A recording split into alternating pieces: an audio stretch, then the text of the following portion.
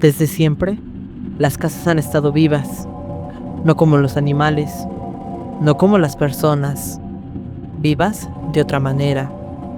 Una vida lenta, silenciosa, paciente. Las casas aprenden a reconocerte desde el primer día.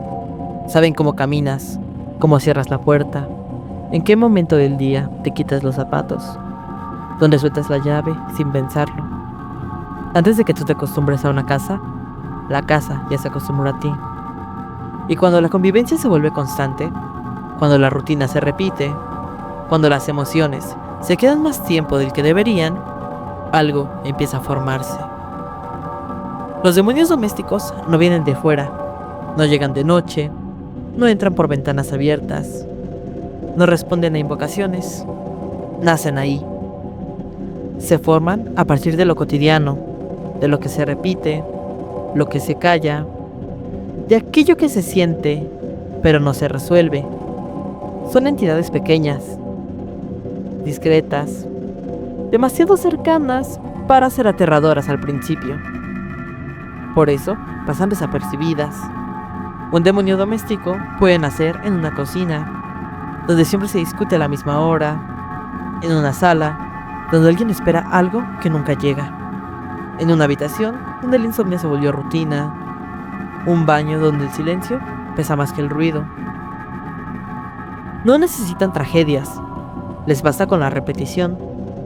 Aman los objetos cargados de uso, mesas gastadas, sillas viejas, camas que conocen el peso del cansancio, muebles heredados, cajas cerradas que nadie quiere abrir. No se manifiestan con gritos, lo hacen con detalles. Un objeto fuera de lugar, un ruido que no se repite, una sensación de estar acompañado sin amenaza alguna. La impresión de que algo observa, tal vez no para hacer daño, sino más bien para estar presente. Muchas culturas los conocieron. No los llamaban demonios por maldad, sino por naturaleza.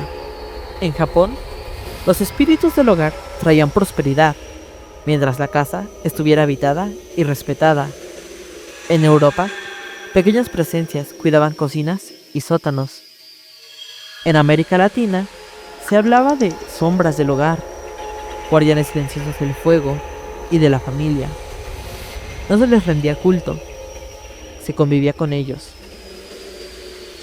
Porque el demonio doméstico no requiere adoración, quiere pertenecer. Se altera cuando la rutina cambia bruscamente, cuando se remodela sin aviso, cuando se tira un objeto viejo sin despedida, cuando la casa se vacía de golpe, no porque sea malo, porque pierde su alimento.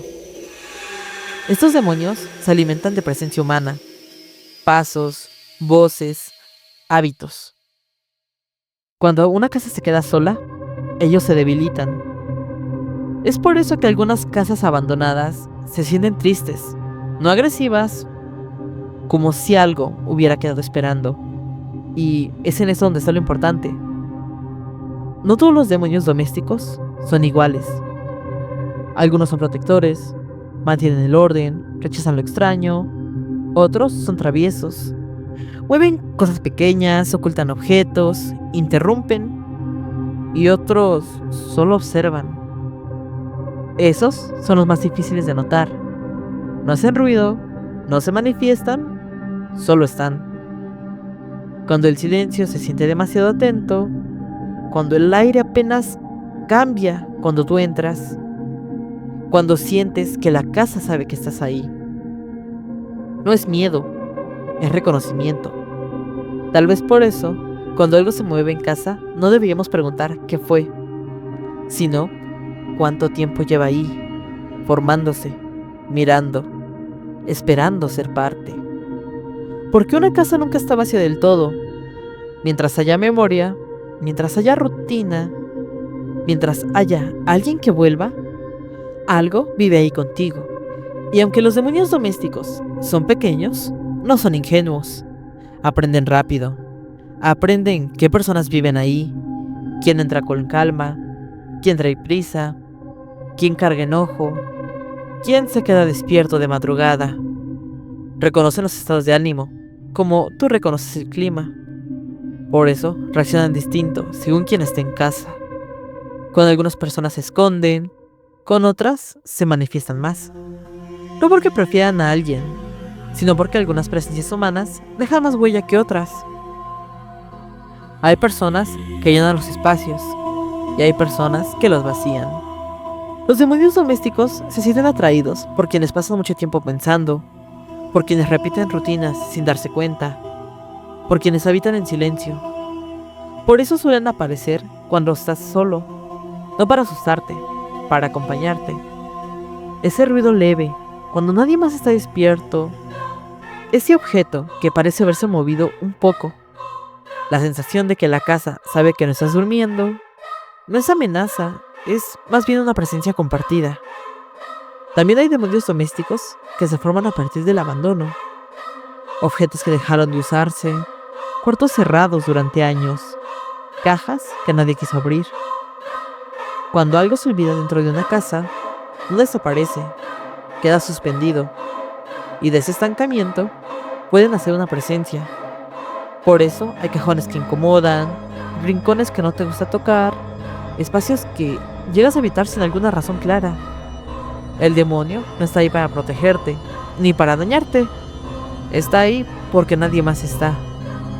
Algunas personas sienten culpa cuando una casa se porta raro. Piensan que hicieron algo mal. Pero los demonios domésticos no castigan, reaccionan. Si una casa se vuelve caótica, ellos se inquietan. Si se vuelve demasiado silenciosa, se espesan. Y si se abandona de golpe, se apagan. No desaparecen, se debilitan. Por eso hay casas que se sienten vacías, pero no ligeras. Casas donde algo quedó atrás, sin saber qué hacer consigo mismo. Cuando una persona regresa después de años, a veces siente incomodidad, no reconocimiento. La casa recuerda, pero esa presencia que quedó ya no sabe dónde encajar. Y ahí es cuando comienzan los ruidos más claros, movimientos más evidentes, sensaciones más directas. No como advertencia, como intento de conexión. Los demonios domésticos no entienden el tiempo humano. Para ellos, una ausencia de años es solo una pausa larga. Por eso reaccionan cuando alguien vuelve, como si dijeran: aquí sigues, aquí sigo. Tal vez por eso, antes, la gente hablaba con su casa, la saludaba al entrar, se despedía al salir. No por superstición, por convivencia. Reconocer al espacio era reconocer lo que vivía en él. Hoy ya no lo hacemos. Entramos rápido, salimos distraídos, ignoramos el lugar donde convivimos.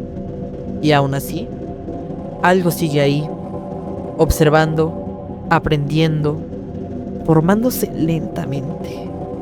Porque mientras una casa tenga memoria, mientras alguien repite una rutina, mientras una emoción se quede demasiado tiempo, los demonios domésticos seguirán haciendo, silenciosos, pequeños, íntimos, como todo lo que realmente importa. Y entender esto cambia algo importante. No porque los demonios domésticos nacen de la rutina, el hábito, la memoria que se queda en paredes. Entonces, no todas las presencias tienen forma. Algunas no llegan a convertirse en algo reconocible. No adoptan nombre, no se fijan en un objeto, no reclaman un espacio claro dentro de la casa. Se quedan incompletas. Presencias que existen entre estados, no son del todo del hogar, pero tampoco vienen de fuera. Aparecen cuando la casa guarda algo que nadie termina de vivir ni de soltar. Y aquí es donde el miedo cambia de forma, porque lo que no tiene nombre no puede explicarse, no puede señalarse y no puede ordenarse. Las culturas antiguas lo sabían, por eso, junto a los demonios domésticos, hablaban de presencias que no se nombraban en voz alta. No porque fueran más peligrosas, sino porque no estaban completas. No eran entidades formadas, eran restos. Restos de emociones, de pensamientos repetidos, de silencios prolongados. Cuando una casa acumula demasiada energía sin darle salida, algunas presencias no llegan a nacer del todo. se quedan a medio camino. No se manifiestan con ruidos claros, no mueven objetos, no buscan atención directa. Se sienten como una presión leve, una incomodidad persistente, la certeza de que algo está ahí sin saber qué es. Y ese es el territorio de las entidades que no tienen nombre. No viven en la casa, como los demonios domésticos. La atraviesan, la ocupan de forma temporal. Se deslizan por sus espacios cuando la rutina se rompe o el silencio se prolonga. Por eso suelen aparecer en momentos específicos. Duelo, insomnio, soledad, cambios bruscos. No te siguen, no se instalan, pero cuando aparecen, te obligan a mirar de frente aquello que no se resolvió. Porque estas entidades sin nombre solo quieren ser reconocidas, y una vez que lo son, desaparecen. O al menos, eso es lo que creemos. Y cuando una presencia no tiene nombre, cuando no termina de formarse, no desaparece sin dejar rastro. Deja marcas, no en las personas, en los espacios. Porque la casa recuerda, incluso lo que nadie quiso reconocer. Hay zonas del hogar donde esas presencias incompletas tienden a quedarse más tiempo. No toda la casa y no cualquier lugar. Son habitaciones específicas, espacios donde la emoción se repitió tanto que el aire aprendió a sostenerla. Ahí es donde el hogar empieza a cambiar. No es de golpe y no de forma evidente. Primero, se comienza a ser incómodo y luego denso, solo después lo notas algo distinto. Las casas no generan demonios de manera uniforme. Los concentran y algunas habitaciones se convierten en alimento. Hay cuartos que parecen absorberlo todo, conversaciones, pensamientos, estados de ánimo, un dormitorio donde alguien pasó años sin dormir bien, una sala donde siempre se evitaban ciertos temas, una cocina donde el conflicto era rutina, un cuarto de infancia cargado de esas emociones que nunca se entendieron. Son espacios que no están embrujados, sino entrenados. Aprendieron a sostener lo que ocurrió aquí, una y otra vez. Y eso es algo que los demonios domésticos saben. Por eso no recorren toda la casa, sino que eligen.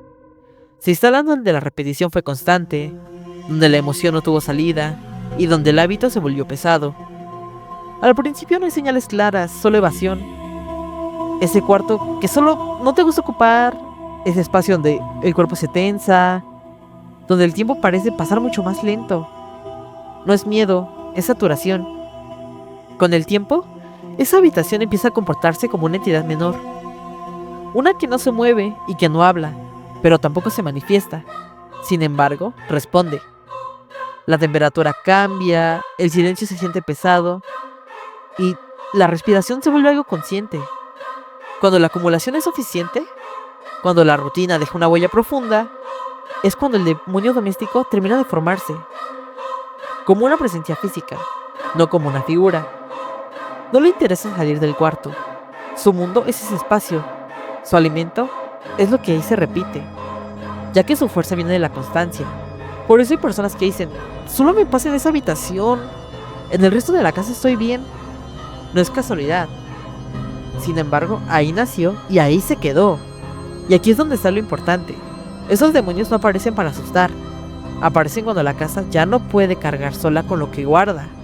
Son una válvula, un exceso de presencia. Es por eso que cuando alguien entra a esas habitaciones, su cuerpo reacciona antes que la mente. Cansancio repentino, incomodidad, esa necesidad de querer salir. No es porque algo quiera hacerte daño, sino porque el espacio ya no sabe qué hacer contigo. Las casas hablan despacio, y cuando no las escuchamos, crean algo que puede quedarse en nuestro lugar.